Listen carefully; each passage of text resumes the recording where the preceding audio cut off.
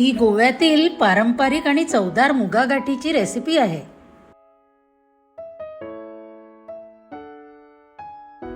इथे आपण अर्धा कप हिरवे मूग घेतले आहेत। ते स्वच्छ धुवून 8 ते 9 तास भिजत घाला।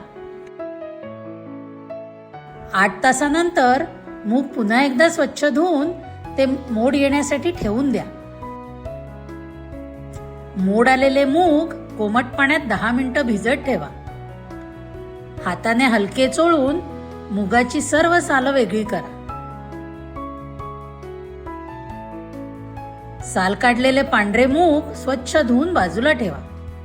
एका पॅन मध्ये धणे, काळी मिरी आणि लवंग हलके भाजून घ्या। त्यात एक बॅडगी मिरची तोडून घाला आणि परतून घ्या। मिक्सर मध्ये किसलेला नारळ, चिंच, भाजलेला मसाला, हळद आणि थोडं पाणी घालून बारीक पेस्ट वाटून घ्या। एका पातेल्यात साल काढलेले मूग, एक हिरवी मिरची, चिमूटभर हळद, चवीनुसार मीठ आणि थोडं पाणी घ्या। मूग मऊ होईपर्यंत चांगले शिजून घ्या। मूग शिजायला साधारणपणे 12 ते 15 मिनिटं लागतात।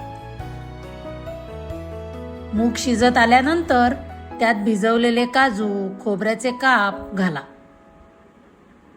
सर्व एकत्र करून एक वाफ काढा।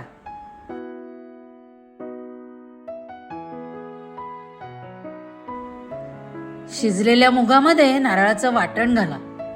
मिश्रण एकत्र करा आणि 5 मिनिटं मंद आचेवर उकळू द्या।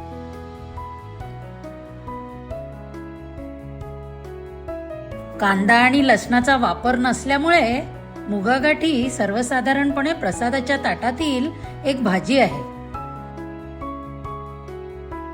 एका छोट्या कढईत खोबरेल तेल गरम करा।